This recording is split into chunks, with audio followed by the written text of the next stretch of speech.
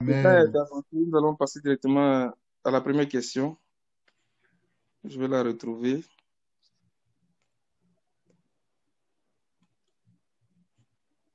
Je lis la question telle qu'elle nous a été transmise. Il dit, dans ce passage de Luc 4, 1, verset 1 au verset 2, Jésus, rempli du Saint-Esprit, revint du Jourdain. Il fut conduit par l'Esprit dans le désert où il fut tenté par le diable pendant 40 jours. Il ne mangea rien durant ces jours-là, et quand cette période fut passée, il eut faim. Dans ce passage, il ne mange rien pendant 40 jours, il n'a pas faim, et quand les 40 jours sont passés, il eut faim. Est-ce à dire que les 40 jours auraient une signification particulière? Donc, c'est la question qui a été posée par le frère ou la sœur, et nous comptons sur la grâce de Dieu pour nous instruire sur cette question. Alors, je dépose le micro et que le Seigneur lui-même conduise toutes choses au nom de Jésus. Amen. Amen. Je vais briser la glace. Alléluia. Avant d'aborder les éléments de réponse que j'avais sur le cœur par rapport à cette question, je voudrais déjà qu'on fasse un zoom sur le verset 1. Moi, je vais le regarder dans Matthieu chapitre 4. C'est que c'est le même récit. Il dit, alors Jésus fut amené par l'Esprit dans le désert pour être tenté par le diable. Déjà, ce verset vient me chercher, ça me donne vraiment matière à réfléchir et puis ça m'amène à me poser des questions. Parce que lorsque les disciples sont venus vers le Seigneur pour lui demander de leur apprendre à prier, comme Jean l'a appris à ses disciples, le Seigneur leur a donné un modèle de prière. Et vers la fin de ce modèle de prière-là, il a dit, on va lire ça dans Luc 11, verset 1 au verset 4. Jésus priait un jour en un certain lieu. Lorsqu'il eut achevé, un de ses disciples lui dit, Seigneur, enseigne-nous à prier comme Jean l'a enseigné à ses disciples. Il leur dit, quand vous priez, dites, Père, que ton nom soit sanctifié, que ton règne vienne. Donne-nous chaque jour notre pain quotidien. Pardonne-nous nos péchés, car nous aussi nous pardonnons à quiconque nous offense, et ne nous induis pas en tentation. Amen. Donc, ce verset est clair. Le verset 4 de Luc 11 dit que, il dit, pardonne-nous nos péchés, car nous aussi nous pardonnons à quiconque nous offense, et ne nous induis pas en tentation. Et le récit de Matthieu, ou bien le récit des frères, dans cet épisode du Seigneur dans le désert, dit que c'est l'Esprit qui a amené le Seigneur dans le désert pour être tenté par le diable. Lui-même qui dit de ne pas nous soumettre à la tentation, et puis l'Esprit l'amène dans le désert pour être tenté. Donc là, déjà, ça m'amène à réfléchir, je me dis, mais qu'est-ce qu'il veut dire par là, ou bien qu'est-ce qu'il veut nous enseigner? Donc, pour avoir une idée un peu plus précise de ce qui se passe ici, c'est de considérer l'histoire d'Israël pendant les 40 années dans le désert. Parce qu'effectivement, cette histoire nous fait penser à l'épisode d'Israël dans le désert pendant les 40 années. Et lorsqu'ils sont sortis de l'Égypte, il y a eu quelque chose qui s'est passé. Dans Exode chapitre 15, on va regarder ça, mais on va commencer par regarder Exode chapitre 16. On va retrouver sensiblement les mêmes expressions et comprendre la pensée du Seigneur à travers ce récit ici de Matthieu 4 ou bien dans Luc 4 aussi. Donc, on va aller dans Exode chapitre 16. On va lire du verset 1 au verset 4. Mais on va faire attention au dernier bout du verset 3 et puis au dernier bout du verset 4. pour comprendre. On va lire peut-être dans la version seconde 21 pour commencer.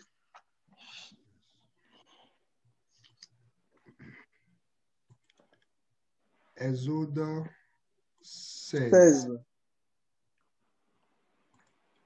verset 1 au verset 4. Oui.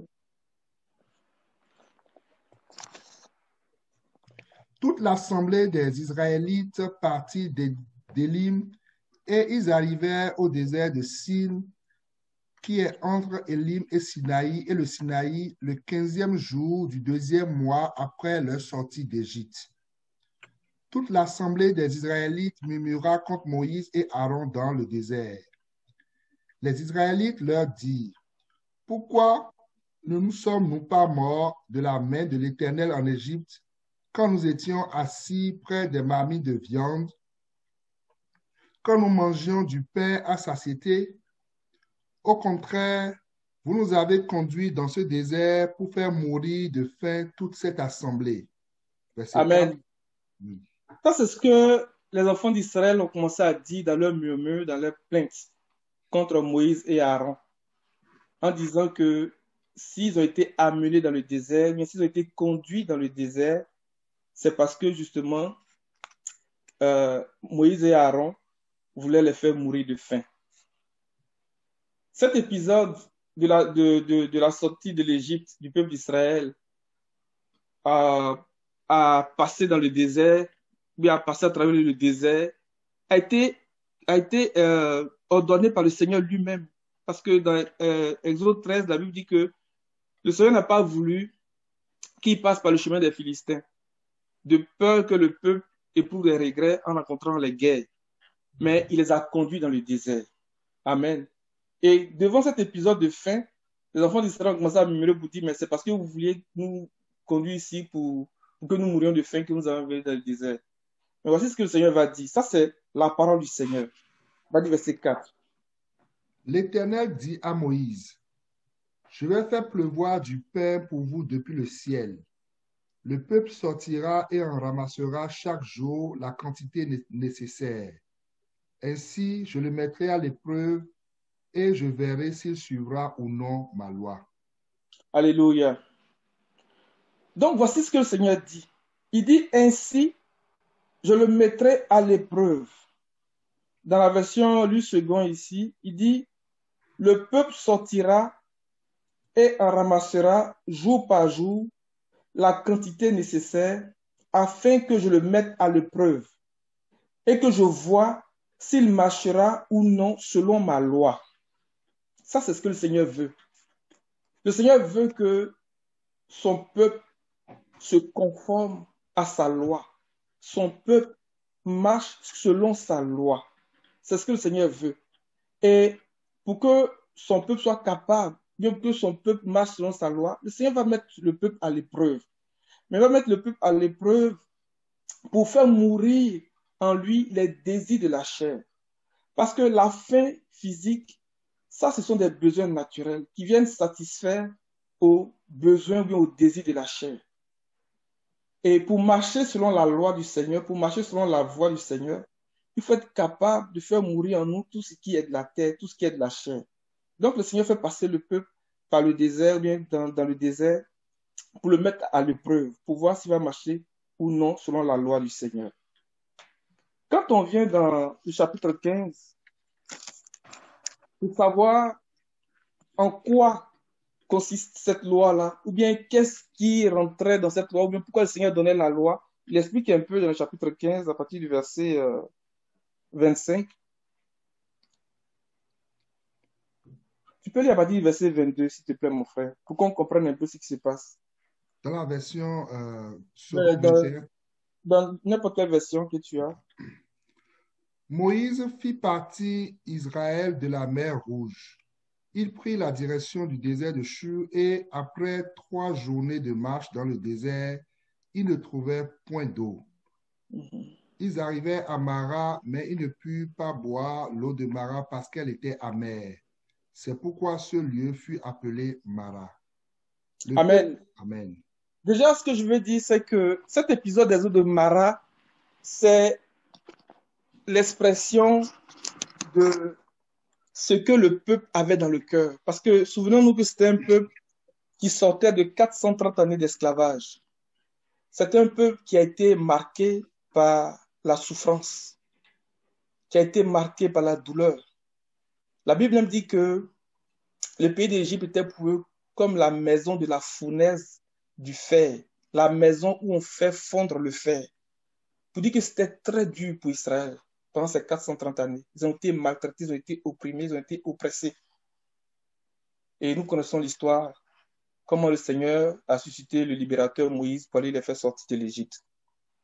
Donc, ces eaux de Mara là traduisaient toute l'amertume que ce peuple avait dans le cœur, traduisaient vraiment les effets de la souffrance, des blessures profondes, qui quelquefois sont la réalité de quelqu'un qui ne connaît pas le Seigneur avant de venir au Seigneur. Quand nous venons au Seigneur, quelquefois, c'est dans cet état-là que nous venons, avec beaucoup de douleur, beaucoup de souffrance, beaucoup d'amertume dans le cœur, qui est traduite par les eaux de Mara. Et ces eaux-là peuvent être quelquefois tellement fortes dans la vie de quelqu'un que c'est difficile pour cette personne-là de se laisser instruire facilement. C'est un peu ça la situation d'Israël. Parce que la Bible dit que le cœur de l'homme, on va le lire dans le psaume 64, verset 7, le cœur de l'homme, la pensée intime est un abîme. Donc les eaux ici, ça parle de ce qu'on peut avoir dans le cœur. On peut avoir de l'amertume dans le cœur. On peut avoir de la douleur, de la souffrance. Et comment le Seigneur guérit cette douleur-là, comment le Seigneur guérit cette souffrance-là, c'est ce qu'il est en train d'enseigner ici. Amen. Et même dans le livre de Lamentation, il dit que la mer rouge là était l'expression des plaies profondes d'Israël. Si quelqu'un était meurtri, si quelqu'un vivait une situation d'amertume à cause de séquelles d'esclavage, d'une quelconque situation, le Seigneur est puissant encore aujourd'hui par sa parole de guérir. Alléluia. Psaume 64, verset 7, et puis tu vas revenir après. Il combine des crimes, nous sommes prêts, le plan est au point. La pensée intime, le cœur de chacun est un abîme. Amen. Donc on revient dans Exode 15, verset 23. Ils arrivaient à Mara, mais ils ne purent pas boire l'eau de Mara parce qu'elle était amère. C'est pourquoi ce lieu fut appelé Mara. Verset 24. Le peuple murmura contre Moïse en disant, « Que boirons-nous » Moïse cria à l'Éternel et l'Éternel lui indiqua un bois qu'il jeta dans l'eau. Et l'eau devint douce. Ce fut là que l'Éternel donna au peuple des lois et des ordonnances, et ce fut là qu'il le mit à l'épreuve. Alléluia. Avant que le Seigneur nous mette à l'épreuve, il vient et nous guérit, il fait un travail dans notre âme. Il vient nous guérir de nos douleurs, de nos souffrances, de nos blessures profondes, par la puissance de sa parole. Il a indiqué le bâton à Moïse. Moïse a jeté le bâton dans l'eau, les eaux sont devenues douces. Et la Bible dit que c'est là qu'il a mis le peuple à l'épreuve. Mais il l'a mis à l'épreuve comment? En lui donnant ses lois. Amen. Tu peux continuer, mon frère. Verset 26. Il dit, « Si tu écoutes attentivement la voix de l'Éternel, ton Dieu, si tu fais ce qui est droit à ses yeux, si tu prêtes l'oreille à ses commandements et si tu observes toutes ses lois, je ne te frapperai d'aucune des maladies dont j'ai frappé les Égyptiens, car je suis l'Éternel qui te guérit. » Amen. Ils arrivaient à Élim, où il y avait 12 sources d'eau et 70 palmiers. Ils campaient là, près de l'eau. Amen. Élim, c'est l'endroit du repos. C'est une oasis de repos. Mais ce n'était pas la fin du voyage. Que le Seigneur donne à chacun de nous des oasis de repos pour nous abreuver, pour nous donner de l'eau à boire. Alléluia. Qui guérissent nos blessures, qui guérissent nos douleurs et qui relèvent notre âme par la puissance de sa parole. Amen. Parce que personne ne peut atteindre les profondeurs du cœur de quelqu'un. Mais le Seigneur seul est capable de sonder les cœurs et les reins. Il est capable d'atteindre nos cœurs. Il est capable d'atteindre nos pensées les plus intimes, les plus profondes pour apporter la guérison, pour apporter la restauration. Au nom de Jésus. Et donc, c'est comme ça que le Seigneur a mis le peuple à l'épreuve. Amen. Et en lui donnant ses lois. Mais plus tard, on va voir que le Seigneur va mettre ces lois-là par écrit. Il va les définir très clairement. Il va donner à Moïse les deux tables de la loi. Mais que représentent ces deux tables de la loi? Parce que dans le passage qu'on vient de lire, il a dit que si tu écoutes attentivement la voix de l'Éternel, ton Dieu, si tu fais ce qui est droit, regardez bien ce qu'il dit, si tu fais ce qui est droit à ses yeux. Donc, les deux tables de la loi que le Seigneur a donné à Moïse, ça parle de la droiture et de la justice. C'est pour ça que Moïse va dire que si tu mets ces lois en pratique, tu vas vivre par elles. Celui qui mettra ces lois en pratique, il vivra par ces lois-là. Mais ces lois-là, en réalité, ça nous parle de la droiture et de la justice. Quand on va regarder dans Jérémie 22, le verset 3, verset 4, il va reprendre la même chose qui a été dite dans Lévitique 18, verset 5. Il dit, celui qui mettra ces lois en pratique vivra par elles. Et Jérémie reprend ça. Tu peux me trouver le verset, s'il te plaît? Jérémie 22, verset 3 à 4. 4. Ainsi parle l'Éternel, pratiquez la justice et l'équité, délivrez l'opprimé des mains de l'oppresseur, ne maltraitez pas l'étranger, l'orphelin et la veuve, n'usez pas de violence et ne répandez point de sang innocent dans ce lieu.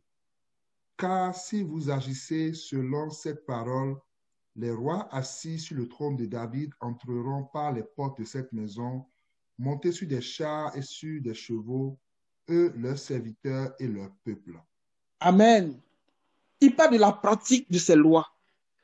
Et la même chose aussi est reprise, la même idée est reprise dans Ézéchiel 20, on va le lire aussi, pour dire que le Seigneur parlait de la droiture, il parlait de la justice, qu'il a défini très clairement en donnant les deux tables de la loi à Moïse. Amen. Ézéchiel 20, à partir du verset 11. Je leur donnai mes lois et leur fis connaître mes ordonnances que l'homme doit mettre en pratique afin de vivre par elles. Alléluia. Mes lois et mes ordonnances que l'on doit mettre en pratique afin de vivre par elles. Il parlait de la droiture, il parlait de la justice. C'est pour ça que quand l'apôtre Paul a la révélation, il dit que je n'ai point honte de l'évangile. Parce que l'évangile est la puissance de Dieu pour le salut de quiconque croit. Parce que c'est l'évangile qui révèle la justice de Dieu par la foi et pour la foi.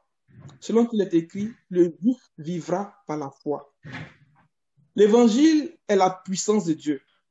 Et la foi que nous mettons dans la parole de Dieu est comme celui qui vient activer la parole de Dieu en nous, bien la puissance de Dieu en nous. La parole de Dieu est la vérité.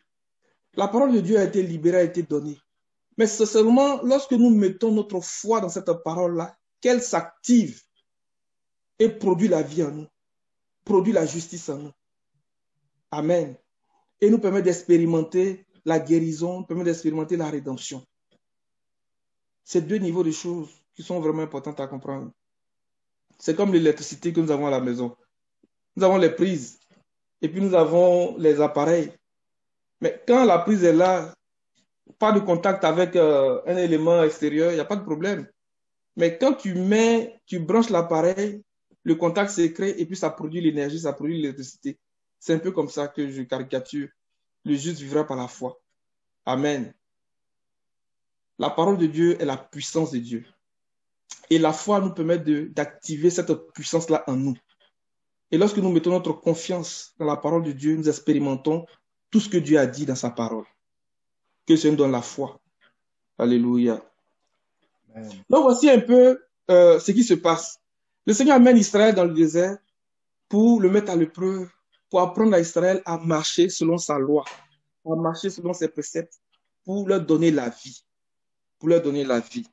Et Osée 2, le verset 16 dit que, on va le lire aussi, s'il te plaît. En ce jour-là, dit l'Éternel, tu m'appelleras mon mari et tu ne m'appelleras plus mon maître. Continue, s'il te plaît. J'ôterai de sa bouche les noms des Baals afin qu'on ne les mentionne plus par leur nom. En ce jour-là, je traiterai pour eux une alliance avec les bêtes des champs, les oiseaux du ciel et les reptiles de la terre. Je briserai dans le pays l'arc, l'épée et Attends un la peu, je pense guerre. que tu...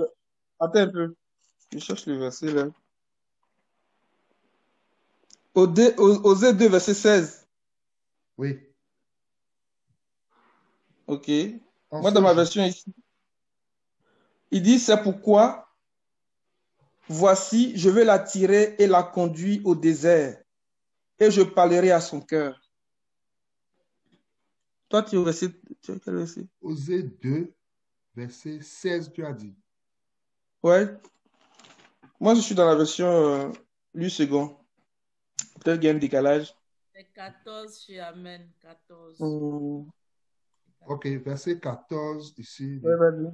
C'est pourquoi, voici, je veux l'attirer et la conduire au désert, et je parlerai à son cœur. Mhm. Là, Continue. je lui donnerai ses vignes et la vallée d'Accord comme une porte d'espérance, et là, elle chantera comme au temps de sa jeunesse et comme au jour où elle remonta du pays d'Égypte. Mhm. En ce jour-là, dit l'Éternel, tu m'appelleras mon mari et tu ne m'appelleras plus mon maître. Hmm. J'ôterai de sa bouche les noms des Baals afin qu'on ne les mentionne plus par leur nom. Continue jusqu'au verset 21, verset 22. En ce jour-là, je traiterai pour eux une alliance avec les becs des champs, les oiseaux du ciel et les reptiles de la terre.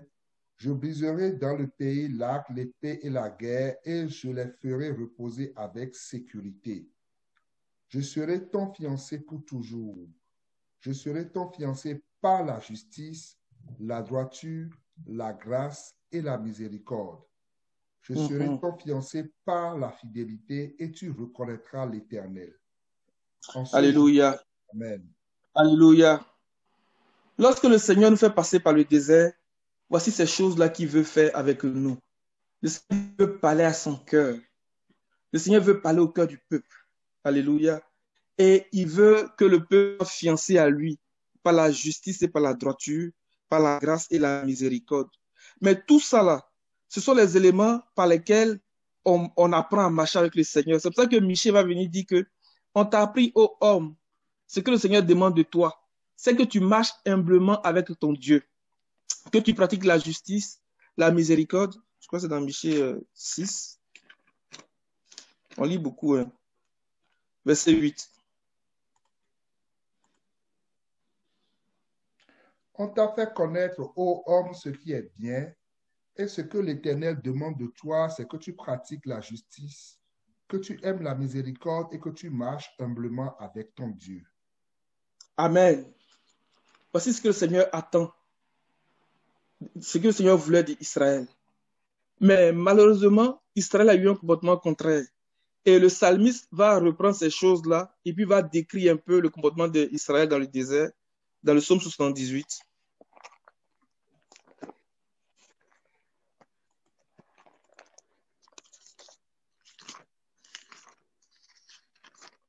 À partir du verset...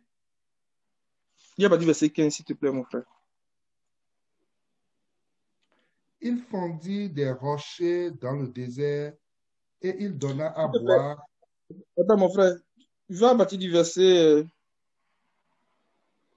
12. 12, ok. S'il te plaît. Devant leur père, il avait fait des prodiges au pays d'Égypte, dans les campagnes de Sohan. Il fendit la mer et leur ouvrit un passage. Il fit dresser les eaux comme une muraille. Il les conduisit le jour par la nuée et toute la nuit par un feu éclatant. Il fendit des rochers dans le désert et il donna à boire comme des flots abondants.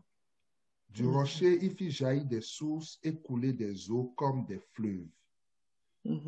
Mais ils continuaient à pécher contre lui, à se révolter contre le Très-Haut dans le désert. Ils tentaient Dieu dans leur cœur en demandant de la nourriture selon leurs désirs. Ils parlaient contre Dieu, ils dirent, Dieu pourrait-il dresser une table dans le désert? Amen. Verset 18, ils tentaient Dieu dans leur cœur en demandant de la nourriture selon leurs désirs. Or, le Seigneur voulait que Israël s'attache à sa loi. Et c'est pour ça que vers la fin de leur parcours, dans Deutéronome 8, il va dire que il t'a humilié de la faim, de la soif, afin de connaître les dispositions de ton cœur, pour savoir si oui ou non tu obéirais à sa loi, afin que tu apprennes que l'homme ne vit pas de pain seulement, mais que l'homme vit de tout ce qui sort de la bouche de l'Éternel.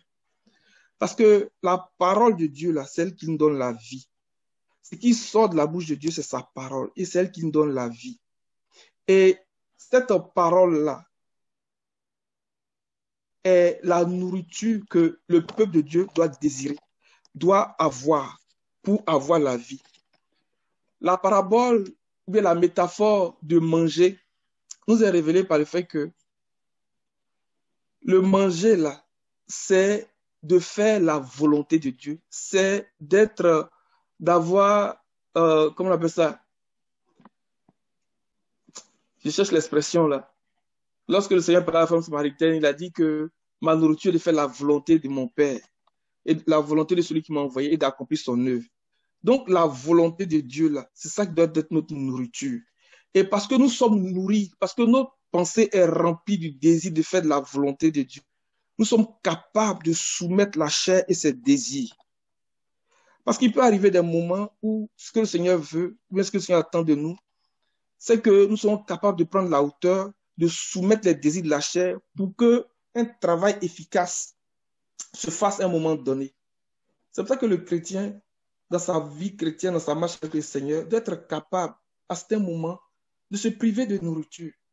Et se priver, ce n'est pas une attitude pour se mortifier ou bien d'avoir une mine abattue, non. C'est parce qu'il y a quelque chose, il y a une puissance dans le jeûne et dans la prière. Et le Seigneur, il était important pour le Seigneur de passer par cette étape-là avant de commencer son ministère.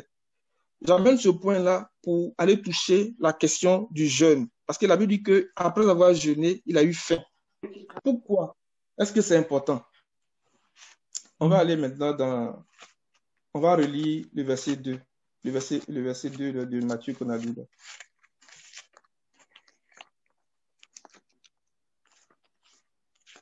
Matthieu 4. Matthieu 4, verset 2. Après avoir jeûné 40 jours et 40 nuits, il eut faim. Amen. Pourquoi jeûner? Ésaïe 58 nous explique le mystère qui est dans le jeûne et dans la prière. Si nous comprenons ce mystère-là, on n'a pas besoin de dire à quelqu'un qu'il faut jeûner, il faut prier. Toi-même, tu vas te lever, tu vas jeûner, tu vas prier. Et à travers l'histoire d'Israël, nous voyons que quelquefois, quand ils étaient oppressés et qu'ils revenaient au Seigneur de tout leur cœur en s'humiliant dans le jeûne et dans la prière, le Seigneur les délivrait. Et ce fut le cas aussi pour les habitants de Ninive. Lorsque Jonas allait faire la proclamation, la Bible dit qu'ils se sont humiliés devant le Seigneur et le Seigneur n'a pas envoyé vraiment le mal qu'il projetait de leur faire. Le jeûne est pour nous comme un holocauste. Le jeûne est pour nous comme un sacrifice que nous offrons à Dieu, mais c'est le sacrifice de notre vie. Et parce que c'est quelque chose qui est agréable à Dieu, c'est pour ça que dans Isaïe 58 qu'on va lire, il dit que le jeûne est un jour qui est agréable à Dieu. Lorsque David a présenté l'Holocauste, pendant que la peste est en train de frapper Israël, le Seigneur a dit quoi? Il a ordonné à l'ange qui frappait, il a dit, c'est assez, ça suffit. Retire maintenant ta main.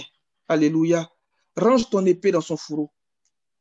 Et le Seigneur Jésus lui-même est passé par ce temps de jeûne, parce qu'il y a une puissance qui l'a accompagné par la suite. Et il a commencé à opérer des miracles. Quand il est revenu de là, il a commencé à prier, il a dit, l'Esprit du Seigneur est sur moi, pour annoncer une année de grâce du Seigneur. Alléluia. Pour proclamer aux captifs la liberté, aux aveugles le recouvrement de la vue, pour guérir les malades. Et il dit qu'aujourd'hui, cette parole de l'Écriture que vous venez d'entendre est accomplie. Amen. Amen. On va lire un peu.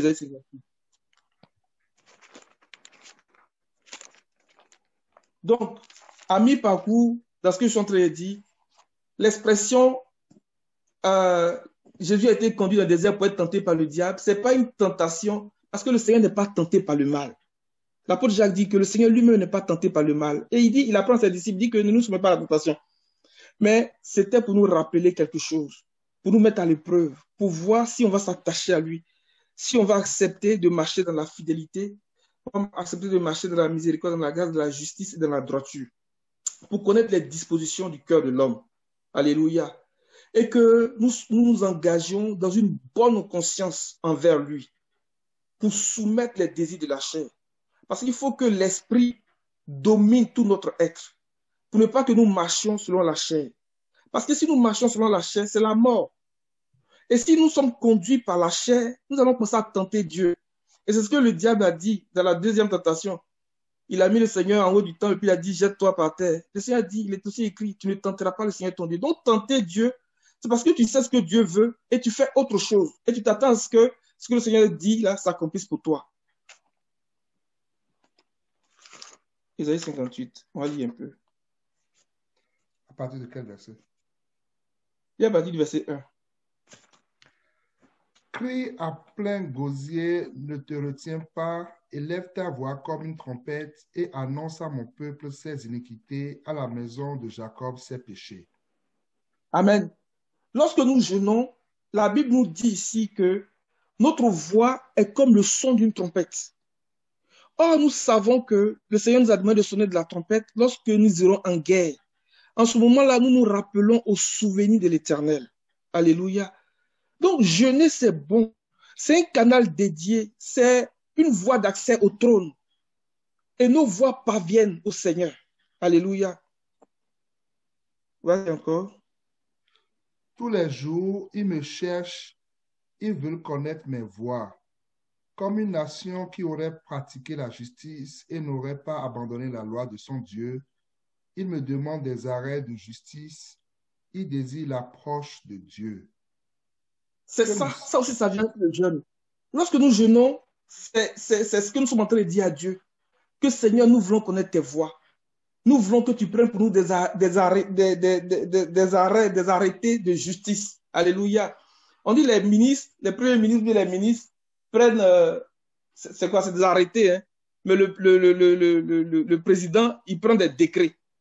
Donc, demandons au Seigneur, prends des décrets pour nous, ou bien donne-nous la possibilité de prendre des arrêtés. Alléluia. Pour briser les sceaux de la mort. Continue, mon frère. Verset 3. Que nous sert de jeûner si tu ne le vois pas, de mortifier notre âme si tu n'y as point d'égard. Voici le jour de votre jeûne, vous vous livrez à vos penchants et vous traitez durement tous vos mercenaires. Verset 4. Voici, vous jeûnez pour disputer et vous quereller, pour frapper méchamment du poing. Vous ne jeûnez pas comme le veut ce jour, pour que votre voix soit entendue en haut. Est-ce là le jeûne auquel je prends plaisir? Un jour où l'homme humilie son âme, courber la tête comme un jonc et se coucher sur le sac et la cendre? Est-ce là ce que tu appelleras un jeûne, un jour agréable à l'Éternel? Alléluia. Voici le jeûne auquel je prends plaisir. Détache les chaînes de la méchanceté, dénoue les liens de la servitude, renvoie libres les opprimés, et que l'on rompe toute espèce de joug. Partage ton pain avec celui qui a faim, et fais entrer dans ta maison les malheureux sans asile. Si tu vois un homme nu, couvre-le, et ne te détourne pas de ton semblable. Alors ta lumière poindra comme l'aurore, et ta guérison germera promptement. Alléluia. Amen. Ta lumière poindra comme l'aurore, ta guérison germera promptement. On te parle de la justice. C'est ça qu'il dit à la suite. Ta justice marchera devant toi et la gloire de l'Éternel t'accompagnera. Et ainsi de suite, ainsi de suite. Que le Seigneur nous apprenne à nous humilier devant lui. Parce que lorsque nous jeûnons, nous nous privons, nous faisons taire la chair et nous élevons notre esprit. Alléluia. Et notre justice marche devant nous et la gloire du Seigneur nous accompagne. Amen. Amen. Alors, lorsque nous revenons au texte de base, ce ne serait pas long. Hein? Jésus, rempli du Saint-Esprit, revint du Jourdain et il fut conduit par l'Esprit dans le désert où il fut tenté par le diable pendant 40 jours. Il ne mangea rien durant ces jours-là, et après qu'il fut écoulé, il eut faim. Vas-y. Le diable lui dit, si tu es le Fils de Dieu, ordonne à cette pierre qu'elle devienne du pain. Amen. Amen. Jésus est le pain de vie. Quand on va dans le chapitre 6, il se présente lui-même comme le pain de vie. Alléluia. Il est le pain de vie. Donc, il n'a pas besoin qu'on dise si tu es fils de Dieu, ordonne à ces pierres de devenir du pain. Non, il est le pain de vie. Mais quand il dit ces pierres, il parle de quelle pierre? La parole du diable est comme des pierres, mais des pierres de mensonge. C'est pour ça que l'Ecclésiaste va nous dire dans Proverbe 20, verset 17 que le pain du mensonge est doux à la bouche de l'homme, mais plus tard, il devient des graviers. C'est le pain du mensonge. Ces pierres-là, ça parle du mensonge. Ça parle de la fausseté. Et ce n'est pas de cette parole-là que l'enfant de Dieu doit se nourrir. Parce que ça ne donne pas la vie. Ça donne la mort. Et nous devons nous nourrir de la parole de Dieu, de tout ce qui sort de la bouche de Dieu. C'est ça qui donne la vie. Mais si le cœur n'est pas dans de bonnes dispositions, si le cœur n'a pas été éprouvé au préalable, il va être difficile pour l'enfant de Dieu de se soumettre à la loi de Dieu. Il va être difficile pour l'enfant de Dieu de se conformer à toute la parole de Dieu. Donc le Seigneur nous humilie à travers le jeûne, ou bien à travers un séjour dans le désert. Il nous éprouve, il nous humilie et il connaît les dispositions de notre cœur. Alléluia. En ce moment-là, quand le cœur est bien disposé, l'enfant de Dieu va écouter, il va se soumettre à toute la parole de Dieu, il va s'engager dans une bonne disposition, d'un engagement de bonne conscience envers Dieu. Vas-y mon frère, le Proverbe 20, verset 17. Le pain du mensonge est doux à l'homme, et plus tard, sa bouche est remplie de gravier. Donc, il dit que si tu es fils de Dieu, c'est le mensonge. C'est le mensonge, c'est la fausseté. Et ça peut paraître bon pour certains. Mais plus tard, la Bible dit que ça devient comme du gravier. Que le Seigneur nous donne de nous conformer à toute la parole de Dieu. Et le Seigneur reprend pour dire qu'il est écrit que l'homme ne vivra pas de pain seulement, mais de toute parole, qui sort de la bouche de Dieu.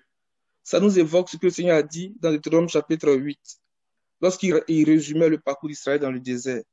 Donc déjà, nous pouvons considérer que ces 40 jours de jeûne du Seigneur ici, ça nous rappelle aussi l'épisode d'Israël dans le désert, pour nous donner tous ces enseignements-là, toute cette instruction-là, pour que nous soyons capables de marcher dans les voies de Dieu. Alléluia. Et lorsque nous venons à la deuxième tentation, on va aller rapidement, je vais considérer la lecture et la réponse du Seigneur. Verset 7, Jésus lui dit, il est aussi écrit, tu ne tenteras pas le Seigneur ton Dieu. Et comme nous l'avons vu dans le psaume 78 que nous avons lu, tenter Dieu là, c'est lorsque nous savons ce que Dieu attend de nous. C'est lorsque nous savons ce que Dieu dit, mais que nous voulons utiliser sa parole pour satisfaire nos désirs en espérant que ce qu'il a dit là s'accomplisse pour nous. Tu sais ce que Dieu attend de toi. On t'a appris au homme ce que Dieu attend de toi. Tu sais très bien ce que Dieu attend de toi, mais tu décides de faire autrement, ou bien tu décides d'utiliser la parole, ou bien de tordre la parole pour satisfaire tes désirs. Lorsque Salomon a commencé à s'allier par mariage avec les femmes étrangères, mais le Seigneur était là, il le voyait. Le Seigneur n'a rien dit, parce que Salomon savait. Il savait, il connaissait la loi du Seigneur. Lorsque Esdras écrit ces choses, il dit que c'est à ces femmes-là, c'est à ces nations-là que Salomon s'est allié par mariage. Il n'a pas pris une seule femme, mais 1000 femmes. Salomon a tenté le Seigneur. Il a tenté le Seigneur parce qu'il savait ce que Dieu avait dit. Il connaissait la parole de Dieu. En plus, Dieu lui était apparu 2 fois. Et il a décidé de faire autre chose. Parce que son cœur n'était pas dans les bonnes dispositions. Parce que son cœur était entraîné par l'amour. Son cœur était entraîné par tout ce qui est de la chair. C'était un homme charnel. Salomon, il était très charnel. C'est ce qui l'a conduit à faire ces choses. Et nous connaissons la fin de Salomon. Nous voyons comment, à cause de lui, le péché est rentré en Israël. Et ce péché-là a souillé le pays jusqu'à ce que le Seigneur vienne, par son sang, restaurer les choses. Que le Seigneur nous garde. Que nous ne soyons pas des portes d'entrée de ce genre de choses dans nos familles, au nom de Jésus. Amen. que nous ayons vraiment de bonnes dispositions du cœur, que nous nous engagions dans une bonne conscience envers Dieu. Alléluia. Pour marcher selon ses voies, pour marcher selon sa parole, pour nous conformer à toute sa parole. Amen. Amen.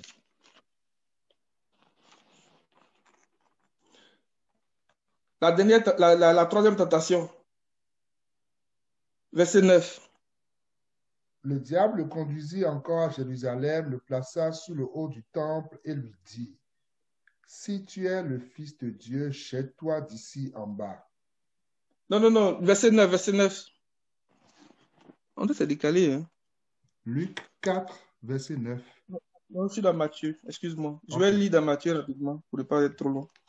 Il lui dit, je te donnerai toutes ces choses si tu te prosternes et m'adores. Jésus lui dit, retire-toi, Satan, car il est écrit, tu adoreras le Seigneur ton Dieu et tu le serviras lui seul. Nous savons que c'est dans l'adoration que nous recevons la marque. C'est dans l'adoration que nous recevons l'empreinte de celui qu'on adore. Amen. Lorsque Apocalypse nous parle de ceux qui ont reçu la marque de la bête, il dit que c'est parce qu'ils ont adoré l'image de la bête. Mais adorer l'image de la bête, là, ça veut dire faire comme lui. Quand le Seigneur a dit à Moïse, regarde et fais d'après le modèle qui t'est montré, il est en train de parler de l'image. Donc, l'image, ça veut dire faire comme, faire d'après le modèle qui t'est montré. Donc, en adorant ici, parler d'adoration ici, là, il est en train de dire, c'est le moyen par lequel il vient marquer. Or, nous devons recevoir la marque du Seigneur. Alléluia. Nous devons être à son image et à sa ressemblance. Amen. En l'adorant lui seul. Et ça, là, il s'élève contre la plus grande loi morale de Dieu. Parce que le Seigneur a dit à Israël, tu aimeras le Seigneur de tout ton cœur, de toute ton âme, de toute ta pensée, de toute ta force. Alléluia. Il dit que tu vas enseigner ça à tes enfants pour que ce soit une marque sur leurs mains et un signe entre leurs yeux. Donc, à travers l'adoration, c'est là où on reçoit la marque. C'est pour ça que lorsqu'on parle du mystère de l'iniquité, du mystère de Babylone, on encourage et puis on dit faites attention. Faites attention, faites attention. Parce qu'il y a une marque derrière, il y a un signe derrière qui va venir marquer la conscience des gens. C'est l'adoration, c'est la fausse adoration, le faux culte.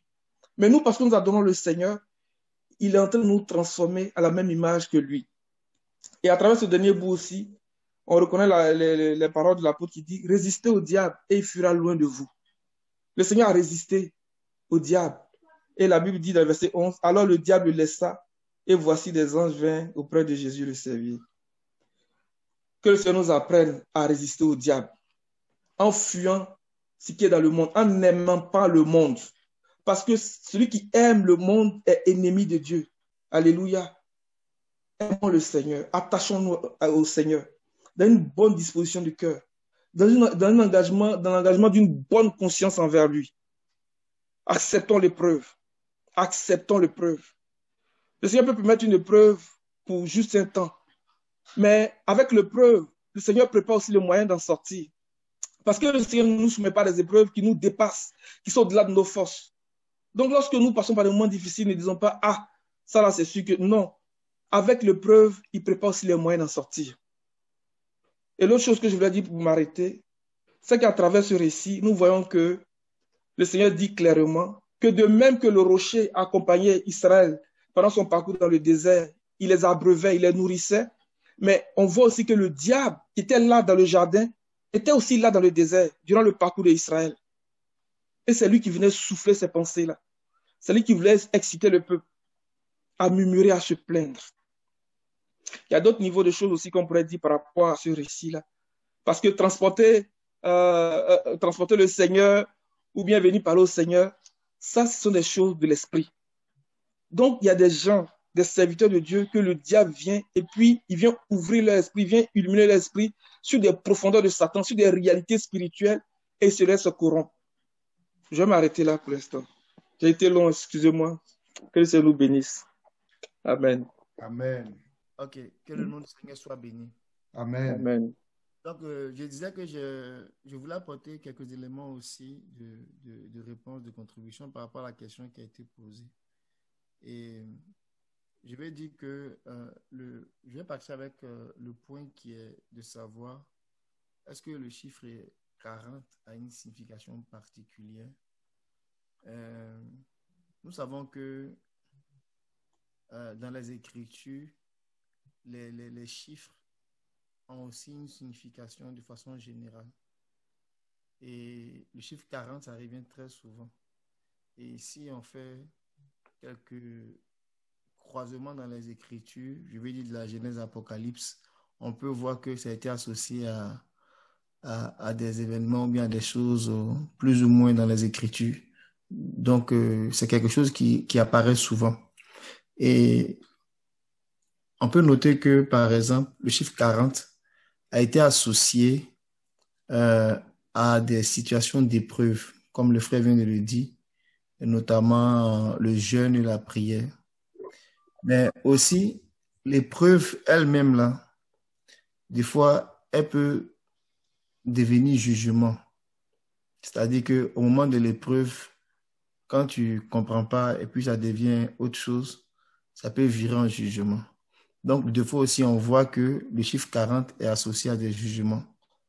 Mais le chiffre 40 aussi, Dieu, quand tu le mets à l'épreuve, c'est pour après nous amener, pour nous conduire à un repos. Donc, on voit aussi que des fois, le chiffre 40 est associé au repos. Donc, on va regarder par exemple, si je prends le premier à l'épreuve, par exemple, le chiffre 40, en faisant un petit zoom sur le jeûne qui vient, comme le frère l'a expliqué, présenté comme une sorte de discipline. Ça vient pour nous discipliner. Mais la discipline dont il est question ici, c'est de nous soumettre à la discipline de l'esprit. Souvenez-vous que quand le Seigneur parlait à Nicodème, il a dit que ce qui est chair et ce qui est esprit est esprit. Ça veut dire qu'il y a deux réalités qui sont différentes. Aussi longtemps qu'on est dans la chair et qu'on est déconnecté de Dieu, on est lié, on est livré à nous-mêmes et c'est l'affection de la chair qui nourrit ou qui conditionne l'homme. Mais lorsque nous naissons de l'esprit, nous naissons de Dieu, la vie que nous manifestons est connectée avec Dieu, doit venir de Dieu. Donc, il faut qu'on soit nourri de Dieu. C'est pour cela que quand on regarde Israël, quand il devait aller dans le pays où coule le lait et le miel, le pays de repos, il devait passer par l'épreuve. Malheureusement, cette épreuve est devenue jugement dans le passage de l'épreuve au repos. Et dans le passage, dans l'épreuve, le Seigneur a dit, s'ils vont par le chemin des Philistins, ils vont se décourager. Mais je vais les faire passer par le désert. Regardons un peu ce qui est dit par le désert. Donc, quand on regarde Deutéronome 8, on va lire le verset 3. On va lire le verset 15 au verset 16.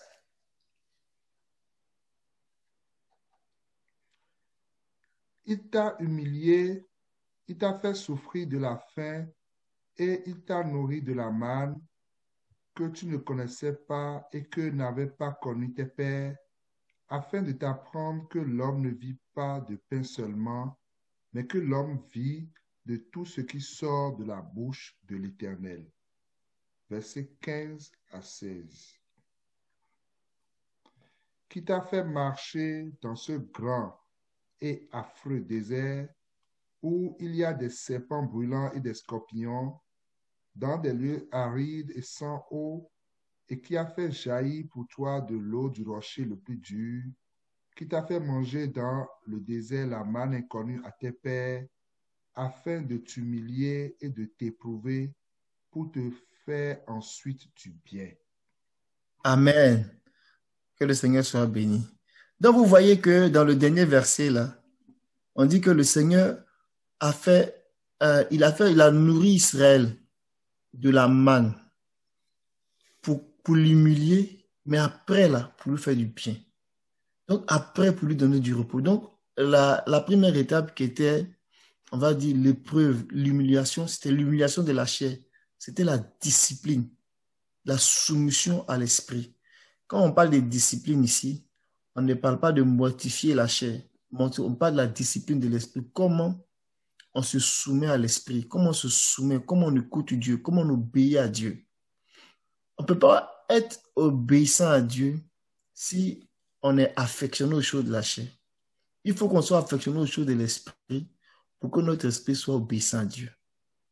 Mais Israël sortait de l'Égypte avec toute l'empreinte de la tradition égyptienne, avec toute la connaissance des dieux égyptiens. Donc, il fallait que le Seigneur fasse un travail, un renouvellement dans leur intelligence. Donc, c'était matérialisé par cette nourriture qui venait du ciel, ce pain qui tombait du ciel là, pour que Israël soit en communion avec le Seigneur. Mais à un moment donné, ils n'arrivaient pas à supporter. Ils ont dit, mais toujours la manne. Toujours la manne. Ils ont commencé à même maudire Dieu, maudire Moïse. Mais nous, on veut manger la viande. On veut manger les choses de l'Égypte. Toujours la manne. Mais il fallait la manne pour que le travail que Dieu veut faire là soit possible. C'est la manne qui allait créer les conditions pour connecter Israël à Dieu, afin qu'Israël soit capable d'obéir à Dieu, afin qu'Israël soit capable d'écouter Dieu. De sorte que quand ils allaient arriver dans le pays qui a été promis pour eux là, ils ne puissent pas être livrés à la chair, qu'ils restent vraiment fermes, accrochés à la loi de Dieu. Autrement, ils seraient vite emportés par la façon de faire des autres dieux, c'est-à-dire vivre avec Baal dans le désordre, s'attacher à n'importe quel dieu et oublier le Dieu d'Israël. Donc, c'était nécessaire que le Seigneur les humilie en leur donnant cette manne-là, en les soumettant à une œuvre pour que, à la fin de l'exercice-là, Israël soit capable de pouvoir vraiment s'attacher au Seigneur. Mais ça n'a pas été facile pour Israël. Et Israël n'a pas su, je vais parler de cette première génération-là, n'a pas su rentrer dans ce que Dieu avait réservé pour eux. Au contraire, ils se sont plaints, ils ont même boudé et ils ont foulé aux pieds la grâce. C'est pour cela que lorsque ils étaient en route pour le pays promis, ils étaient arrivés, il y avait 40 jours pour aller et pour revenir de l'exploration du pays et de venir faire le compte rendu. Quand ils sont allés, ils sont revenus, le pays était devant eux. Ils ont vu ce que Moïse avait annoncé, ce que Dieu avait dit à Moïse là. Ils sont allés tester, ils sont allés vérifier, ils sont allés valider. À leur retour, au lieu de bénir le Seigneur puis de rendre témoignage que vraiment le Seigneur nous a fait grâce, le pays à notre portée, nous allons rentrer dans le pays. Certains parmi les explorateurs ont dit, tout ce qu'on a dit là, c'est vrai. Nous-mêmes, on a vu, on est venu avec les fruits du pays. Le pays est beau, mais, il y a des géants. C'est pour nous tuer que le Seigneur veut nous envoyer là-bas. Vous voyez, ils ne sont pas rentrés dans le pays à cause de leur cœur. Et le Seigneur a dit, bon, comme vous n'avez pas eu foi en moi, je vous avais fait aller en exploration pendant 40 jours. Mais un jour sera comme une année. Et donc, il va vous falloir maintenant faire 40 années dans le désert. Donc, 40 années dans l'épreuve avant que vous n'atteigniez le pays de la promesse. Donc, vous voyez, l'épreuve qui avait été donnée au début, qui était, on va dire, l'épreuve du désert, pour les forger, pour les travailler. Mais à cause de la condition de leur cœur, cette épreuve-là s'est transformée en jugement. Donc, ils ont passé 40 ans. 40 ans. David dit, dans les 40 ans, là, quand on fait les décomptes, c'est 38 ans de souffrance. Ils ont tourné en rond à cause de la désobéissance. Donc, le désert, là, c'est vraiment un endroit que Dieu choisit pour nous forger. C'est pour cela qu'on disait tantôt, quand on a lu le verset 15, et le frère Jean-Philippe était revenu là-dessus, il dit que dans ce désert-là, comme c'est une épreuve, le diable aussi vient. Mais Dieu a côté pour nous accompagner tout le long. On va lire des versets en parallèle pour comprendre. Ça veut dire que le désert, il est nécessaire. L'épreuve, la discipline que Dieu veut mettre en place, c'est quelque chose qui est nécessaire. C'est un passage obligé. C'est l'école du Seigneur. Mais le Seigneur dit, il nous assiste pendant ce désert-là. On va lire dans Deutéronome chapitre 1.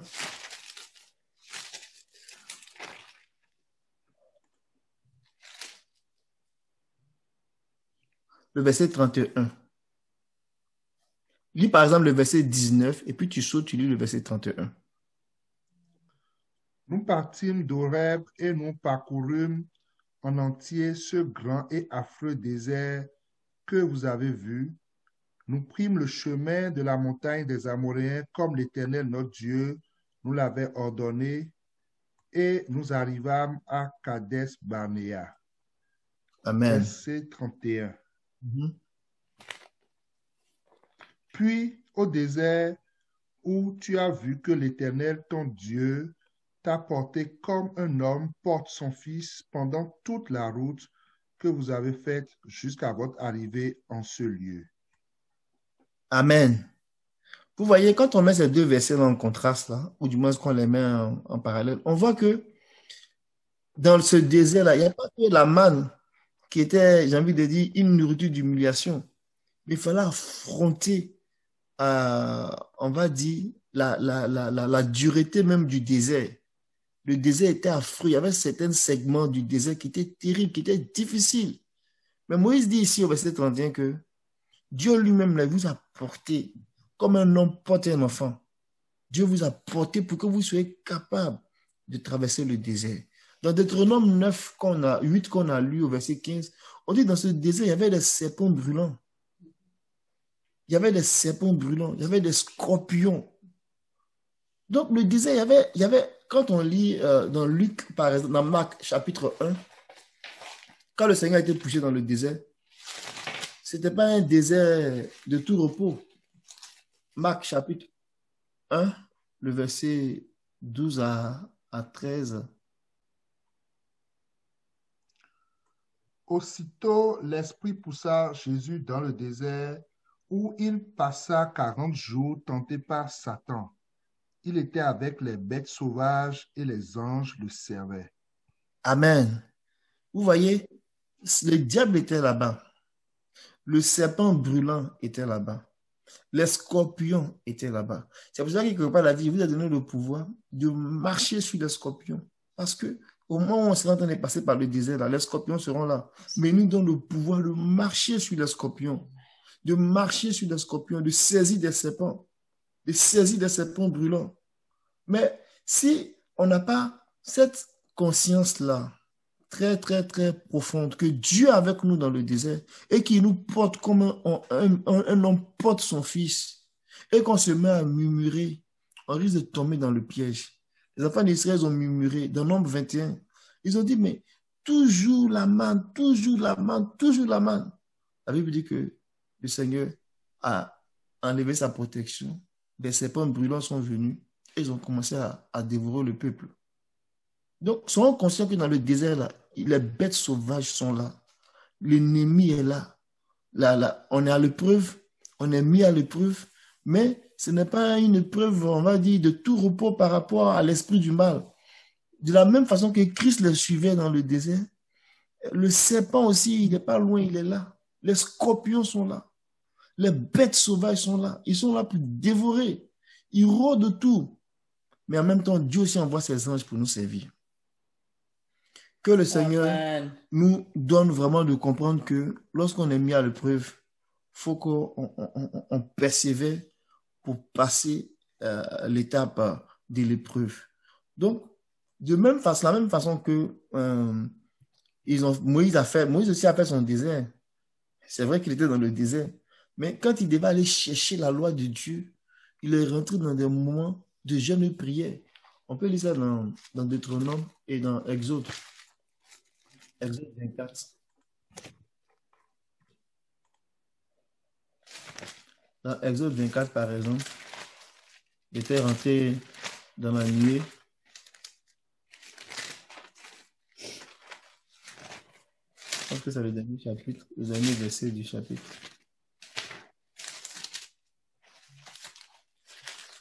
Exode 24, verset 18. Après, on va lire Deutéronome 9. Moïse entra au milieu de la nuée, il monta sur la montagne. Moïse demeura sur la montagne 40 jours et 40 nuits. On sait que Moïse était une préfiguration de Christ. Donc, il fallait qu'il entre dans la présence de Dieu. Et on peut revoir ces éléments, on ne va pas les lire, ça va faire un peu long. Donc, dans Deutéronome 9, par exemple, si on lit le verset 18, il parlait de combien de fois il est rentré une deuxième fois après l'épisode du veau d'or pour aller chercher le Seigneur parce que le peuple risquait d'être exterminé. Il allait encore jeûner, chercher la face du Seigneur pour recevoir, on va dire, la grâce pour pouvoir sauver le peuple. Donc, c'était nécessaire. Le Seigneur avait besoin de ça. Quand on lit Luc chapitre 3, on voit que le Seigneur est parti au désert, l'Esprit l'a poussé pour aller recevoir ce qui est nécessaire pour commencer son ministère. C'est quand il est sorti du désert, après avoir été discipliné par l'Esprit qu'il a conduit dans le désert, et après avoir vaincu le serpent, les scorpions du désert, les bêtes du désert, la Bible dit qu'il a été baptisé et il a commencé son ministère. Est-ce que je parle, c'est pas, est-ce que non, disons, peut-être que je me mêle là, la chronologie des faits. Luc 4, c'est ça? Pas que je me mêle là. Ouais, Luc 4. Jésus, rempli du Saint-Esprit, revint du Jourdain et il fut conduit par l'Esprit dans le désert où il fut tenté par le diable pendant 40 jours. C'est ça. Amen. Donc, je reprends dans le 21, Luc 3, 21 faut prendre Luc 3, le 21 à 22. Alors, il commença à leur dire, « Aujourd'hui, cette parole de l'Écriture que vous venez d'entendre est accomplie. » Et tous lui rendaient témoignage. Ils étaient étonnés des paroles de grâce qui sortaient de sa bouche et ils disaient, « N'est-ce pas le fils de Joseph? » C'est ça. Amen. Amen. Donc, il a été baptisé et l'Esprit l'a poussé dans le désert. Amen. Et dans le désert, il allait maintenant combattre les bêtes féroces. Il allait combattre l'ennemi pour pouvoir remporter la victoire. Et on peut faire le parallèle avec les enfants d'Israël dans le désert. Et ils ont reçu, on va dire, le baptême de l'Esprit. Et au moment lorsqu'ils recevaient la tablette, lorsqu'ils recevaient les deux tables de l'Alliance, lorsqu'ils recevaient la loi et que la puissance de Dieu était descendue dans Exode 19, après cela, ils étaient déjà dans le désert, mais c'est là qu'ils ont fait la portion terrible du désert de Sinaï au désert, on va dire, de Kadesh, où est-ce qu'ils se sont rendus. Et c'est de là-bas qu'ils sont dans l'expression. Amen. Donc, vraiment que le Seigneur nous aide à vraiment passer au travers de l'épreuve qui est le désert. Je vais te donner quelques informations, puis je vais m'arrêter. L'information que je voulais te donner par rapport pour notre culture aussi, là, c'est que je disais que cette épreuve-là, qui peut être symbolisée par le chiffre 40, qui peut être comme un chiffre de preuve. Mais ça peut devenir aussi comme un jugement. On voit que au temps de Noé, lorsqu'il a commencé à pleuvoir, on peut lire ça dans Genèse, chapitre 7, verset 12.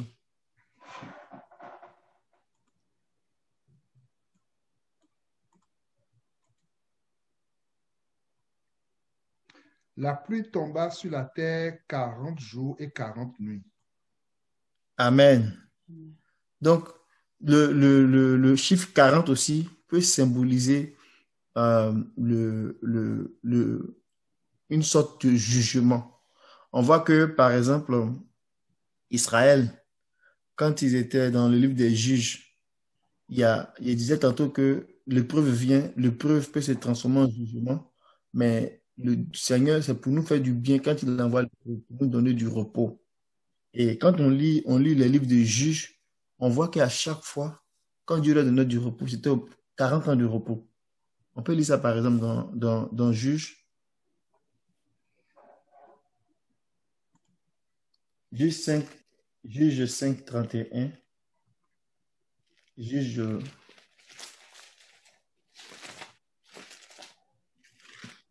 Juge 5, verset 31. Oui, oui. Périssent ainsi tous tes ennemis, ô Éternel. Ceux qui l'aiment sont comme le soleil quand il paraît dans sa force. Le pays fut en repos pendant 40 ans. Amen. Tu peux prendre encore Juge 8, 28.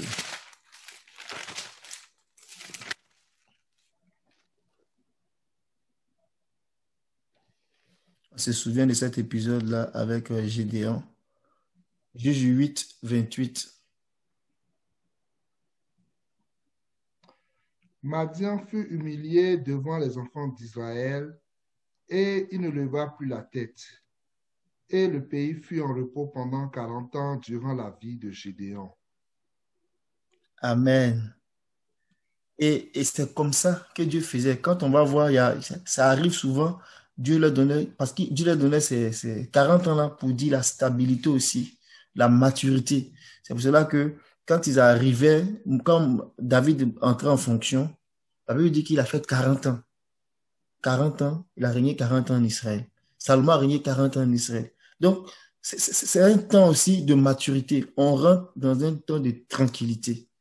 Donc, quand ça se fait mal aussi, ça peut devenir jugement. C'est pour cela qu'avec les Philistins, la Bible dit que quand ils ont commencé à déconner, on peut le voir dans Juge 13, verset 1. Et ça a duré 40 ans, alors que ça avait duré seulement 7 ans avec Madian. Les enfants d'Israël firent encore ce qui déplaît à l'Éternel, et l'Éternel les livra entre les mains des Philistins pendant 40 ans. Et c'est là que Samson est venu et Dieu a fait grâce. Donc, ce que je voulais dire, c'était juste simplement pour résumer que, effectivement, on peut retrouver le chiffre 40 à plusieurs niveaux, notamment quand il était question de jeûne, et même Moïse lui-même là. À 40 ans dans Actes, la Bible dit que quand il avait 40 ans, c'est là que Dieu l'a conduit vers ses frères. Donc, ça vient montrer là la maturité de Moïse. Mais pour la discipline, là, il allait faire encore 40 ans dans le désert avec Jéthro, son beau-père. Et quand Dieu a bien discipliné Moïse, qu'il était prêt, Dieu maintenant l'a envoyé vers ses frères à nouveau pour le faire sortir de l'Égypte. Il a encore fait 40 ans pour le conduire dans le désert. Donc, on retrouve encore les mêmes 40 ans. Donc, effectivement, on les retrouve, c'est une signification. C'est un temps d'épreuve, mais ça peut aussi, qui doit nous conduire à un temps de repos, mais ça peut donner aussi un temps de jugement. Que le Seigneur nous fasse grâce. Quand Jonas alla à Ninive, il y restait 40 journées de marche pour aller prononcer le jugement sur Ninive. Donc, que le Seigneur nous fasse grâce et que les 40 ans d'épreuve, qui peuvent être des 40 jours, mais symboliquement une période d'épreuve qui doit nous conduire dans un temps de repos, dans un temps de stabilité. Le Seigneur, après sa résurrection, il a fait 40 jours à ses disciples. Il a parlé que du royaume, que du royaume. Alléluia. Que le Seigneur, après les temps des épreuves, là, qu'il nous fasse rentrer dans le royaume, dans le pays, dans la paix. Au nom de Jésus. Je vais m'arrêter là, que le Seigneur bénisse sa parole. Amen. Amen. Amen. Que le nom du Seigneur soit béni. Vraiment, nous sommes très contents d'entendre ces paroles. Alléluia. Est-ce qu'il y avait quelqu'un qui avait des choses à rajouter? Amen. Amen. J'étais là et puis je me disais, mais 40 là, mais comment est-ce qu'on va placer ça même? Et pendant que le frère Jean-Philippe a commencé à parler, il y a des bouts qui me venaient en tête. Et le frère allait à renchérir ici ce qui me venait en tête là, vraiment pour montrer que c'est un travail de l'esprit. Je bénis son nom. Amen. Et je vais revenir en fait sur certains éléments qu'ont donné les frères. Mais avant de commencer en fait, j'aimerais soulever le fait que dans le passage de Luc 4, le Seigneur n'a pas eu faim parce que 40 jours se sont écoulés. Non, mais c'est parce qu'il venait de terminer et de remporter un grand combat contre le diable. Alléluia. Pour dire que même si ce combat continuait là, le Seigneur allait demeurer dans le temps de jeûne. Amen. Et quand on va aller dans Luc chapitre 4, verset 13, qui va venir en fait confirmer donc ce que je suis en train de dire. Luc Après 4, l'avoir verset 13. tenté de toutes ces manières, le diable s'éloigna de lui juste à un moment favorable. Amen. Donc il a tenté de toutes les manières le Seigneur. Il n'a pas eu de victoire. Amen. Donc le diable était fatigué. Amen. Et donc c'est après cette grande victoire-là que le Seigneur a eu faim. Amen. Et c'est tombé donc durant les 40 jours. Alléluia. Donc le Seigneur n'a pas eu faim parce que 40 jours sont arrivés, mais c'est parce qu'il venait de remporter la bataille, parce que le diable était fatigué. Amen. Le Seigneur a donc vaincu le diable sur tous ses terrains. Et nous bénissons son nom. Alléluia. Et c'était vraiment important de souligner cela. Et concernant le fait de savoir si le chiffre 40 a une signification, il y a beaucoup de choses à dire vraiment sur le chiffre 40. Comme a mentionné tout à l'heure le frère Alain, comme par exemple le temps de Noé, où on peut voir que après les 40 années, donc Dieu a renouvelé toutes choses. Alléluia. Quand on lit dans le livre de Genèse, il est dit que c'est après 40 années que Noé a ouvert donc la fenêtre. Amen. Donc pour montrer en fait un temps de renouvellement, parce que le chiffre 40, même dans le grec, ça signifie en fait affranchissement, ça signifie liberté. Amen. Donc pour montrer que après l'épreuve donc des 40 jours, après l'épreuve du déluge, donc le Seigneur a renouvelé toutes choses. Et quand on va regarder également aussi au niveau du peuple d'Israël, on voit que le Seigneur, il a pris donc Noé, c'était pendant 40 jours, pardon, c'est vrai 40 jours. Et on voit que Israël également aussi, c'est pendant donc 40 années que le Seigneur donc a pris pour renouveler donc le peuple d'Israël. Donc pendant 40 années, donc il a exterminé la première génération qui avait tenté le Seigneur, qui avait passé le temps à tenter le Seigneur donc dans le désert du Sinaï. On se rappelle de cet épisode de Nombre chapitre 13 et Nombre chapitre 14, où le Seigneur dit que vous m'avez tenté déjà 10 fois. Il a dit que de même que vous avez passé 40 jours et 40 nuits à explorer le pays, donc pendant 40 années, vos cadavres vont tomber dans le désert. Alléluia. Donc pendant 40 années, le Seigneur a pris le temps donc de renouveler son peuple. Alléluia. Donc ça nous parle aussi de renouvellement. Ça nous parle aussi vraiment de tout ce que le Seigneur met en place donc pour changer donc la génération.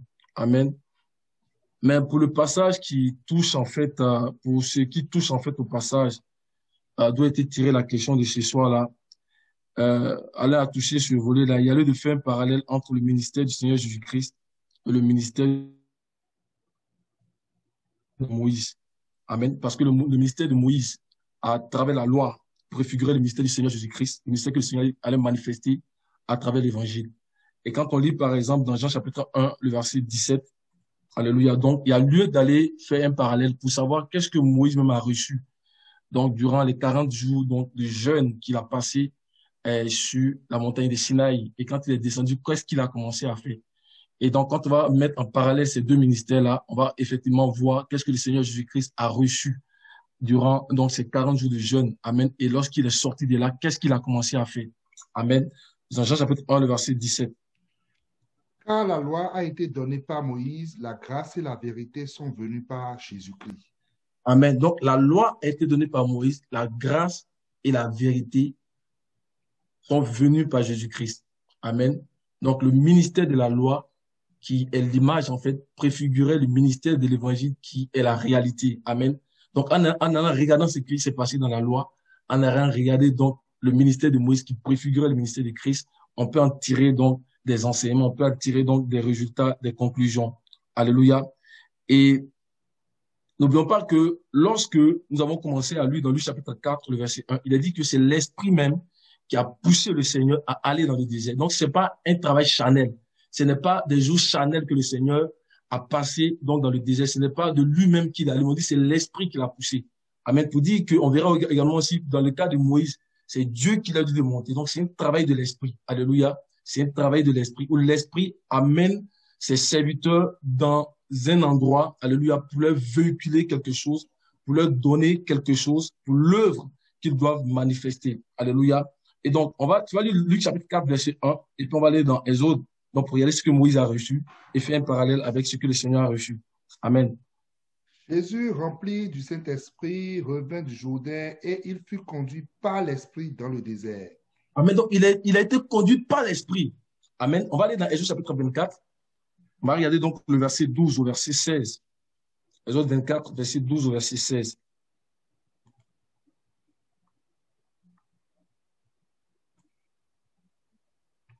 L'Éternel dit à Moïse, monte vers moi sur la montagne et reste là.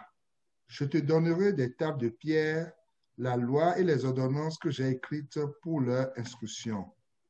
Moïse Amen. Amen.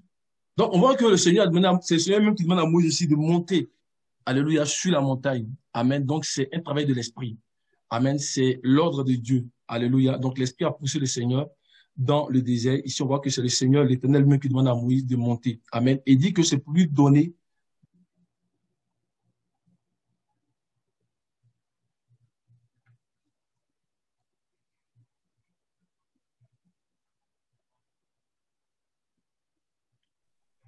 Allô, Mimel? Amen. Ah, oui. Ah, vous m'entendez? Non, on t'entend plus. T'as perdu, là. Oh, désolé. Mm. Donc, on voit que c'est l'Esprit même qui a poussé le Seigneur à aller dans le désert. Alléluia. Et on voit ici également dans Exode chapitre 24 que c'est le Seigneur lui-même qui demande, c'est l'Éternel même qui demande donc à Moïse de monter sur la montagne de Sinaï. Pour dire que ce qui se passe ici, là, c'est un travail de l'Esprit. Amen.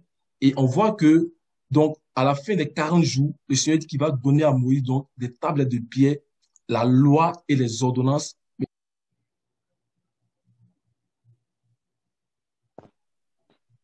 Il dit qu'il a écrit pour instruire le peuple. Amen. Vous m'entendez? Amen, amen, amen. Oui. Alléluia. Donc, il dit qu'il va donner donc la loi, il va donner des tables de pierre, il va donner des ordonnances donc pour instruire le peuple. Et on verra également aussi qu'au sortir du moment que le Seigneur a fait pendant 40 jours, il est allé prêcher l'évangile. Il est allé pour instruire le monde. Alléluia. Donc, sur ce qu'il a reçu. Alléluia. Et on va aller donc dans Exode chapitre 34, le verset 27 au verset 32. Exode 34, le verset 27 au verset 32.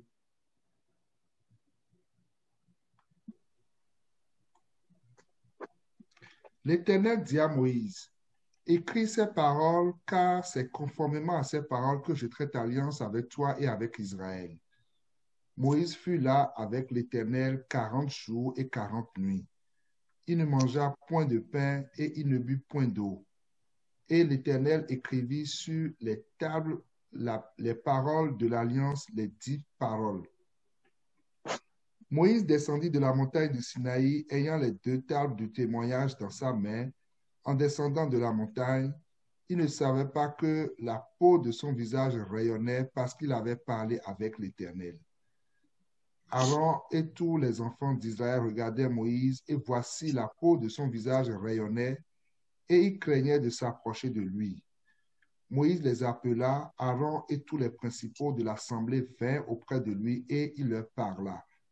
Après cela, tous les enfants d'Israël s'approchèrent, et il leur donna tous les ordres qu'il avait reçus de l'Éternel sur la montagne de Sinaï. Alléluia.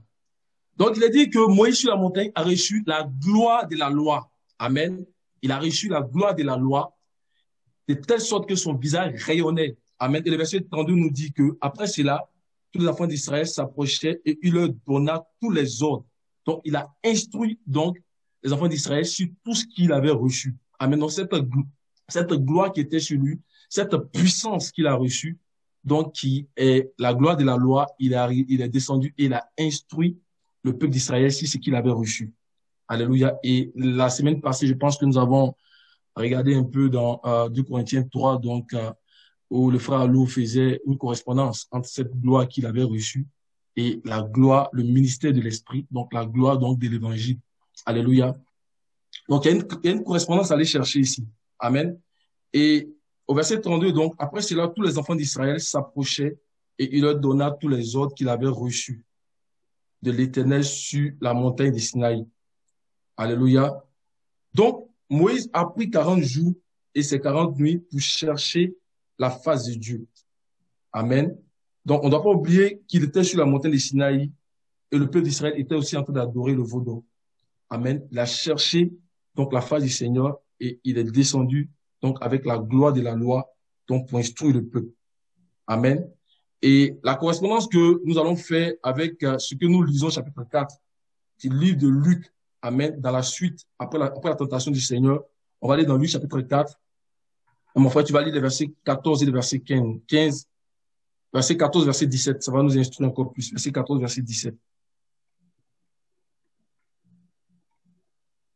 Jésus, revêtu de la puissance de l'Esprit, retourna en Galilée et sa renommée se répandit dans tout le pays d'alentour.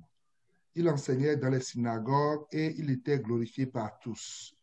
Il se rendit à Nazareth où il avait été élevé et selon sa coutume, il entra dans la synagogue le jour du sabbat. Il se leva pour faire la lecture et on lui remit le livre du prophète Ésaïe.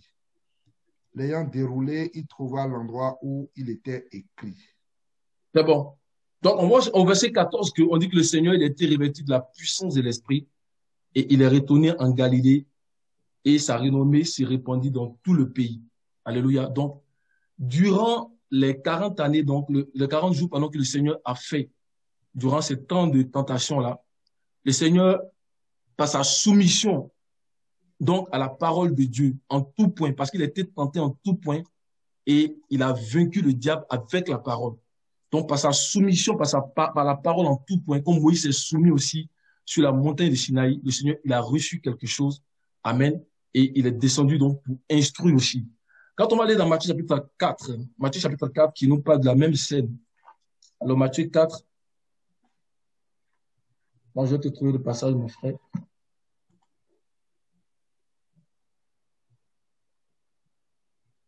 Alors, Matthieu 4,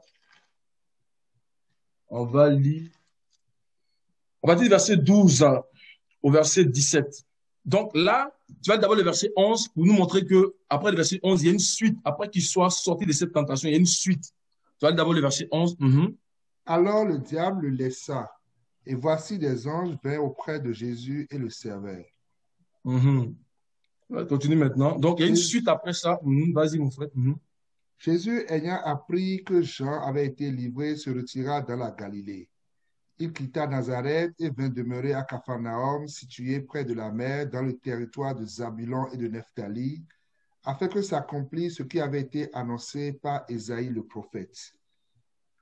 Le peuple de Zabulon et de Nephtali, de la contrée voisine de la mer, du pays au-delà du Jourdain et de la Galilée des gentils, ce peuple assis dans les ténèbres a vu une grande lumière. Et sur ceux qui étaient assis dans la région et l'ombre de la mort, la lumière s'est élevée. Dès ce moment, Jésus commença à prêcher et à dire, « Répentez-vous, car le royaume des cieux est proche. » Amen. Donc, après cette sortie de là, on dit qu'il a commencé à prêcher l'évangile. Alléluia. Comme Moïse a commencé aussi à instruire le peuple d'Israël, en fait, donc, de ce qu'il avait reçu, donc, sur la montagne de Sinaï. Alléluia. Et donc, comme je le disais, donc, le ministère de Moïse est une image, est une ombre du ministère de celui qui devait venir. C'est pour cela que Moïse lui-même, dans Deutéronome chapitre 18, verset 15, il dit que le Seigneur, votre Dieu, vous suscitera du milieu de vos frères, un prophète comme moi. Alléluia. On peut le regarder aussi. Alléluia. Donc, il y a une correspondance à faire. Donc, dans Deutéronome 18, à partir du verset 15. L'Éternel, ton Dieu, te suscitera du milieu de toi, dans tes frères, un prophète comme moi, vous l'écouterez. Continue, continue. Il répondra ainsi à la demande que tu fis à l'Éternel, ton Dieu, à Horeb le jour de l'assemblée, quand tu disais que je n'entende plus la voix de l'Éternel, mon Dieu, et que je ne vois plus ce grand feu afin de ne pas mourir.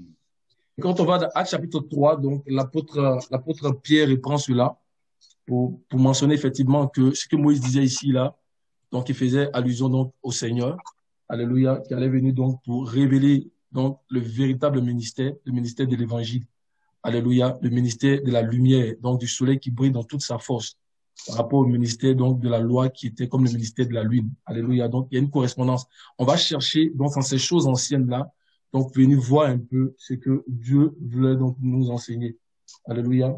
Donc dans Actes chapitre 3 à partir du verset 22.